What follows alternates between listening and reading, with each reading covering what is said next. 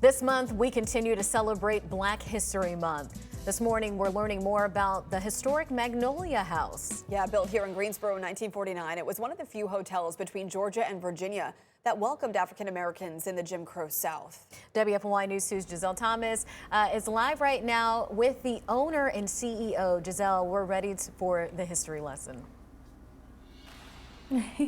Yes, so excited to share it with you guys. I'm actually in the dining room area. I'm here with Natalie Pass-Miller. She's the owner and CEO of the Magnolia House Foundation. And oh my goodness, being in this space, it's like you can feel the aura of just so many different people that have been here. Tell me about just some of the historical figures. I mean, there's so many different names on this wall here, and just what took place in this space. Oh, what did not take place in this space, right? And so we think, so this particular space, in this exhibit here, this is what we call our living and breathing wall, because it does identify the historic guests that stayed here. And so it's ever evolving, right? Because the more research we do, the more we learn. And I'm thinking here, so we have all of the greats. You know, we have Ray Charles and Louis Armstrong and Ezra Charles, Duke Ellington's band, and so many more. And so who we haven't put up here yet is Lena Horne and Sam Cooke and Count Basie. And then we think about now with the artists that we bring through the house, modern day. Yes. So they have a story. They belong as a part of the wall as well. So yeah, it's just so much history. What's so beautiful and amazing about this space, I mean, the whole reason why a lot of these artists had to come here was because this is the only space that they were allowed to come through here. And also, not only that, just to come through safely. That's a whole nother thing right there. I wanted to emphasize the importance of just having a place like this, how it truly was a safe haven. And then also, I know you guys just recently got recognized, which is awesome. Yeah, thank you. So yes, this space of safety, you know, we think about and we talk a lot about healthcare and wellness and self-care and all the things, right? And making sure that we tap into our inner self.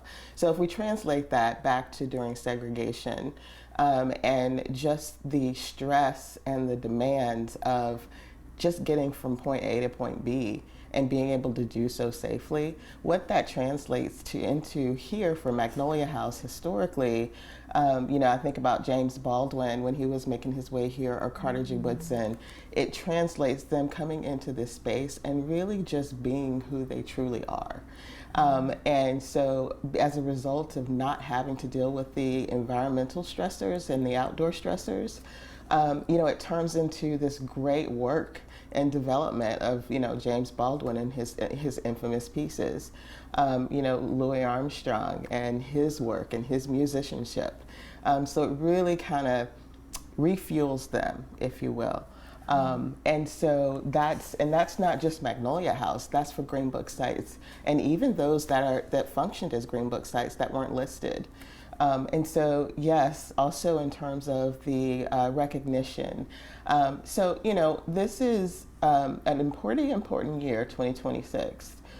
We've got, of course, the centennial of Black History Month, which is amazing in itself. We have the 90th anniversary this year of the Victor Green's Negro Traveler's Guide, the Green Book, and what that means. And as we think about that, you know, we think about, well, what do we do and how do we empower and uplift the other sites? And so with that, we've had the opportunity to be able, over the last couple of years, with our community partners and state partners, we've been able to do two things that are really important.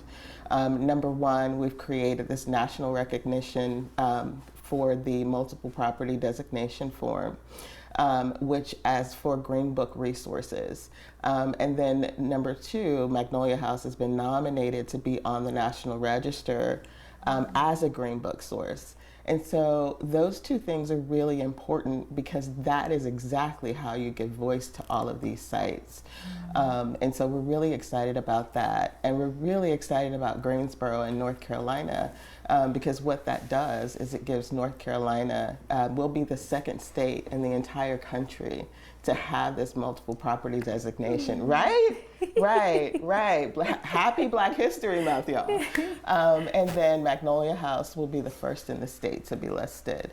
So we're really excited. That is so exciting and so amazing. And just remember, you guys, if you want to be able to get a tour here or even just come and get a lovely brunch, that is available at the Historic Magnolia House. We'll have more coming up a little bit later on in the rest of the day. Live in Greensboro, Giselle Thomas, WFMY News 2.